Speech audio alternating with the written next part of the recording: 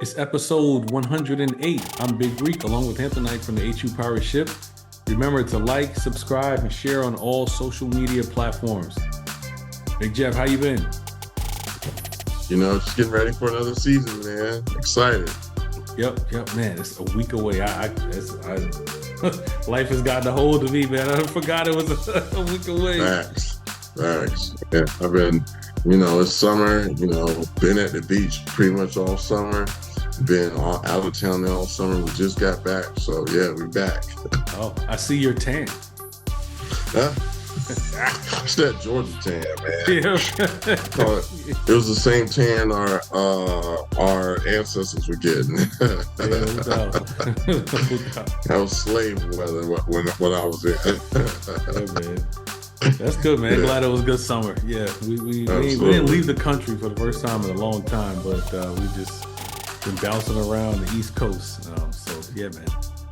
Well, we've done a couple shows on other people's podcasts talking about Hampton stuff, so we figured it's time to do our own. So the season's upon us. So on this show, we're going to talk about the CAA football rankings.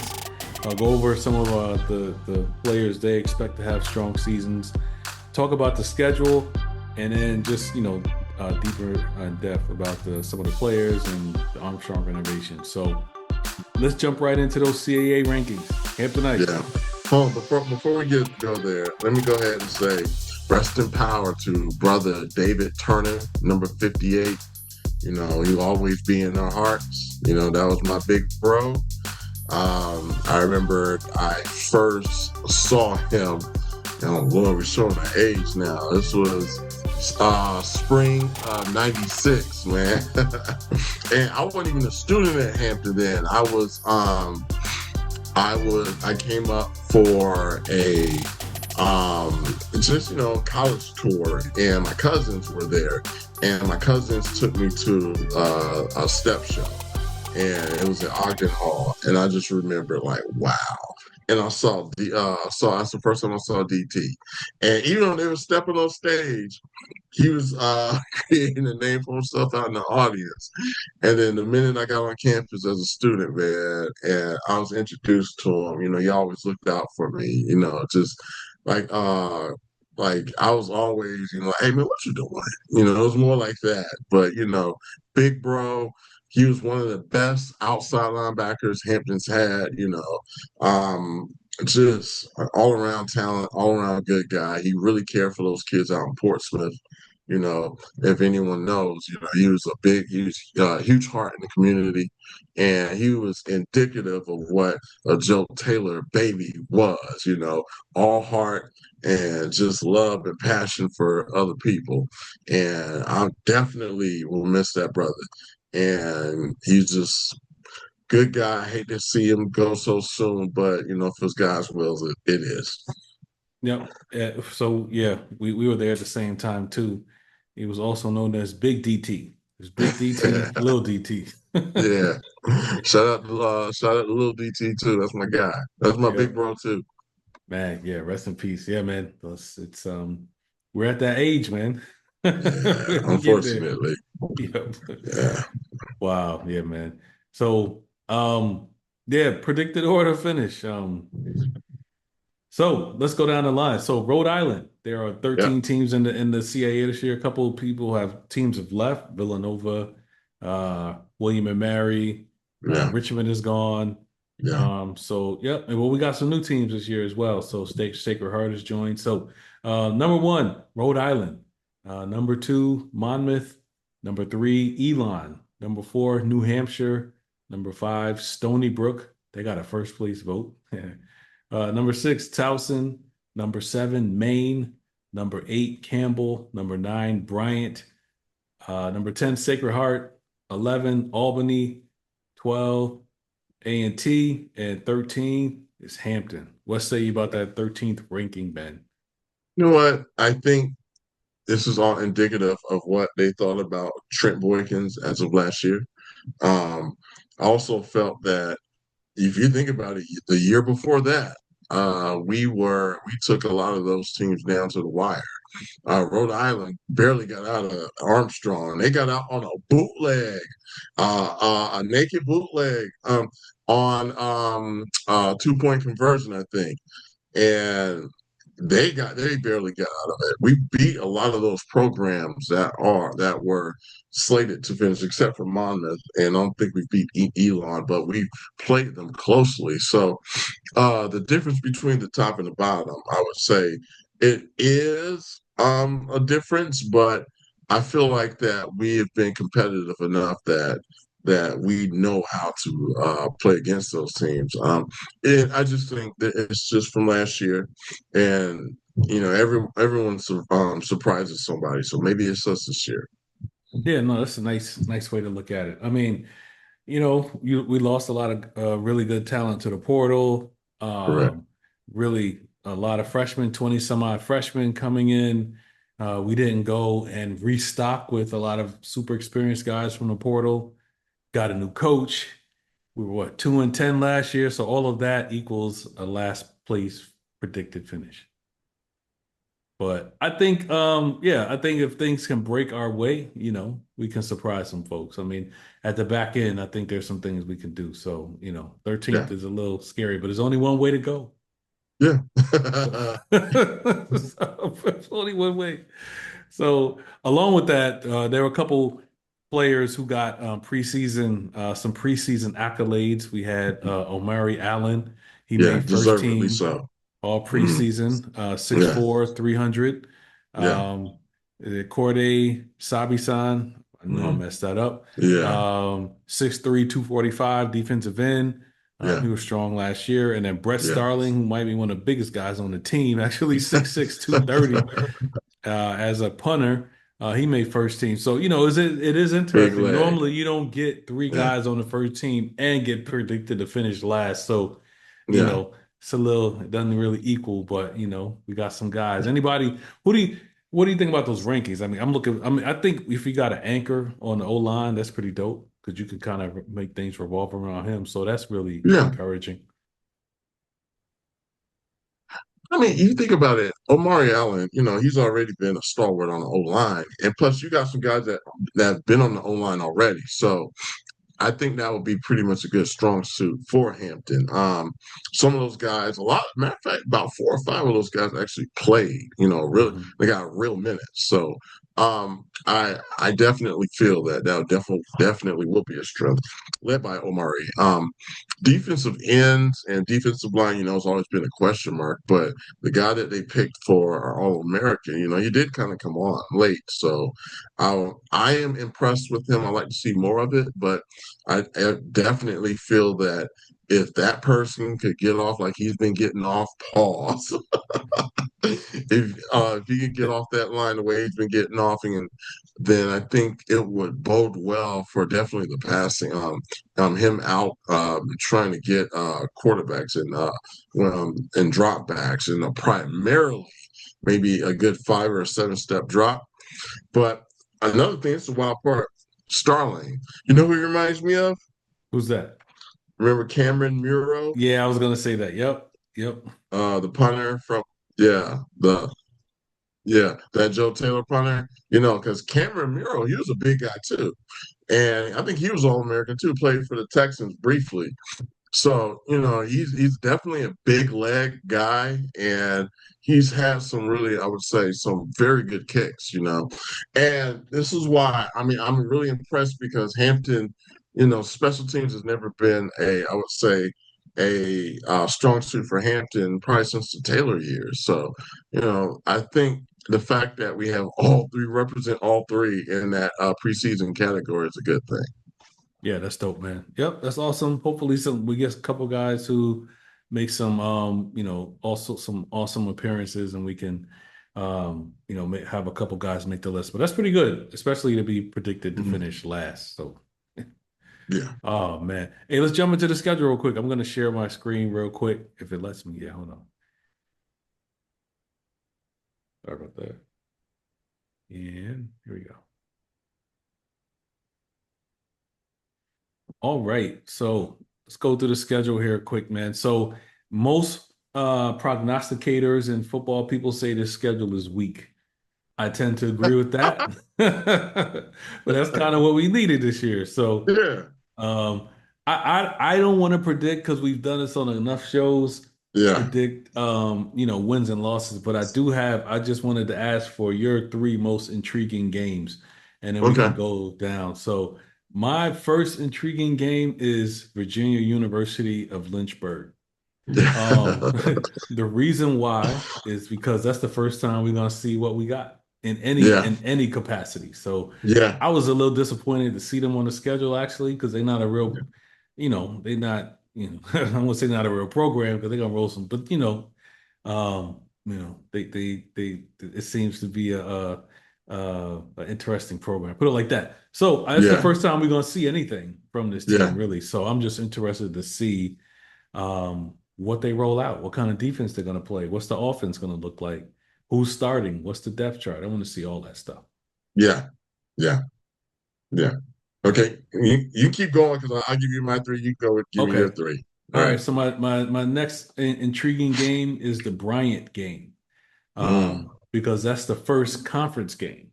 yeah, So we play Lynchburg, we play Maryland. They almost like cancel each other out as far as ends yeah, of the spectrum. So yeah. Bryant will be the first true test of what we look like against a legit CAA, you know, caliber program. So that's the best test, the best early season test for what the Pirates are going to look like. So I'm interested in that Bryant game, and that's still at Darling Stadium. So because of the renovations are still underway. So um, that's my second intriguing game. My third one is Stony Brook. Why Stony Yeah, Brook? yeah, Who knows what yeah, the team's record is going to be by then? yeah. But we've seen the last couple years, man, especially last year, I mean, they fell apart at the end. Like, I want to see these young guys hopefully improve throughout the season. Go up to Stony Brook. It's probably going to be cold on Long Island, right on the beach. Not much to play for, probably record wise, unless, things happen, could happen. But let's see if coach can keep these guys motivated and playing all the way through the year. So if we can have a strong finish there at Stony Brook, team finish strong, wins or battles at the end, then I think, it'll be really encouraging signs. So that's my third most intriguing game, man. How about yours? All right, first, just similar to yours, Virginia University of Lynchburg, VUL. And I I put it to you this way: it's like whenever we need a cupcake, and I mean, I get it. Like, yeah, it could have been a Division II opponent, but hey, the way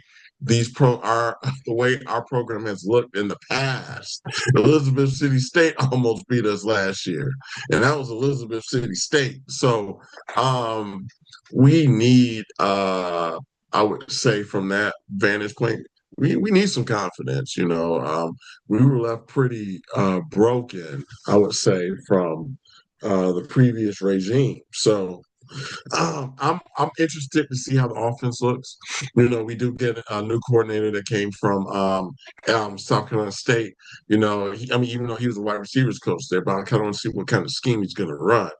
South Carolina State, their offense was, they always had a big power back. They always had a big line. The quarterback was kind of more of a game manager kind of guy. Nothing really dynamic. I think the last great quarterback they had was remember Malcolm Long and Cleveland McCoy. Hmm. So I, I'm interested to see how that offense looks. Who is going to be starting?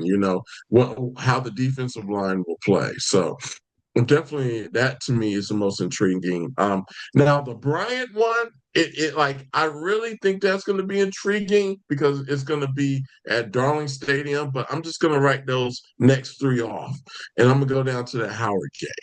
And the reason why I'm going to say that's intriguing is because Howard dog walked us last year.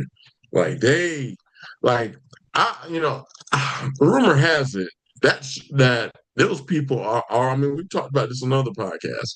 Rumor has it, that was going to be Boykin's last game after that one, but it probably wasn't We probably, I don't think it would have been prudent to let let him go during the season in that game, but that was probably the most embarrassing defeat that we've had from, a program that, really didn't take its athletic self seriously. But I want to see how the team responds to it. And another intriguing thing is Howard's quarterback was a former Pirate. Hmm. So, Who's that? um, remember whatchamacallit, the guy last year, um, the transfer. Remember that? I'm not the portal guy that we got from what, Lincoln or Chase? Oh, Yeah, him. I forgot about Freeman. yeah, yeah. I He's forgot going about in, him. and Ted Make White him has throw. him now. Make him throw. And I know we've been up and down on him. Uh-huh. It's like I felt that athletically he was like amazing. He was Christopher Zealous. I think him throwing the ball was a little bit more like those dink and dunk game. It worked, but maybe the scheme might work for him at Howard. But I want to see how the players respond to that butt whooping that they gave us last year. And my next one, I'm gonna go all the way down to Stony Brook. And the reason why I'm gonna say Stony Brook, just like you said, the last games always matter, and it's how you end that season. If you think about it, we got Murderers Row, Monmouth, Towson, Elon, and we get A&T at home. But let's say if those games don't really work out for us, are we just gonna just like, oh well, this season over anyway? I want to see if they finish strong or not. And that to me is what I'm hoping that Coach Malone, is adamant about. Like, yeah, it might not have gone the way that we got it, but we're gonna finish the drill and keep them chopping. That's how our coaches say when even though it ain't going right, keep them chopping, keep them legs chopping. Hmm. And I hope that this is. I hope that we see something like some competitiveness at the end of the year, knowing that, okay, all right, you know what? It didn't go the way, if it didn't go the way that we went, but I still see that there's still some fight in that team. So those are the three games I'm intrigued about. Yeah. I would say for, think about special consideration, Yeah. Monmouth for homecoming. Oh, you know what though? Like, and Mama is coming to us too. And Homecoming. this is the wild part, man. I remember when Monmouth came. I think this was a while back. I drove down for that game, and it went into overtime, and we kicked the ball off to them. It's right before overtime. Their kicker caught it at the one, and his foot was out at the 1 yard line. And I'm like, oh, we got him now. We got him. And it was like a third and maybe five, like on the two or something like that.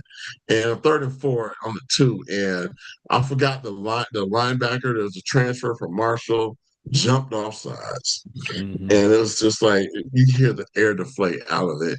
He jumps off sides, they end up tying us, and we go back into overtime, lose. And it was just this was back in the Maynard era.